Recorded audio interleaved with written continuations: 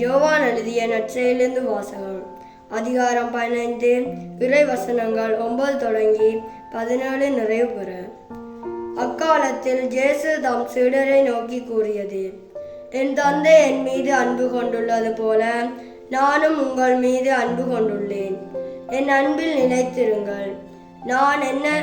நான் என் தந்தையின் கட்டளைகளை கடைப்பிடித்து அவரது அன்பில் நிலைத்திருப்பது போல நீங்களும் என் கட்டளைகளை கடைப்பிடிப்பதால் என் அன்பில் நிலைத்திருப்பீர்கள். என் மகிழ்ச்சி உங்களுள் இருக்கவும் உங்கள் மகிழ்ச்சி நிறைவு பெறவும் இவற்றை உங்களிடம் சொன்னேன். நான் உங்களிடம் அன்பு கொண்டிருப்பது போல நீங்களும் ஒருவர் மற்றவரிடம் அன்பு கொண்டிருக்க வேண்டும் என்பதே என் கட்டளை. தம் நண்பர்களுக்காக உயிரை கொடுப்பதை விட சிறந்த அன்பு யாரிடமும் இல்லை. நான் கட்டளைகளை இடுவதையெல்லாம் நீங்கள் செய்தால் நீங்கள் என் நண்பர்களாய் இருப்பீர்கள். இனி நான் உங்களை பணியாளர்கள் என்று சொல்ல மாட்டேன், ஏனெனில் தாம் தலைவர் செய்வது என்னது என்று பணியாளருக்கு தெரியாது.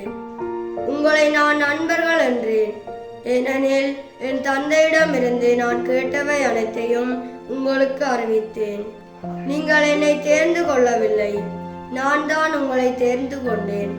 நீங்கள் கனி தரவும் நீங்கள் தரும் கனி நிலைத்திருக்கவும் உங்களை ஏற்படுத்தினேன். ஆகவே நீங்கள் என் பெயரால் தந்தையிடம் கேட்பதையெல்லாம் அவர் உங்களுக்கு கொடுப்பார். நீங்கள் ஒருவர் மற்றவரிடம் அன்பு கொள்ள வேண்டும் என்பதே என் கட்டளை. இது கிறிஸ்து வழங்கும் நற்செய்தி. கிறிஸ்துவே உமக்கு புகழ்.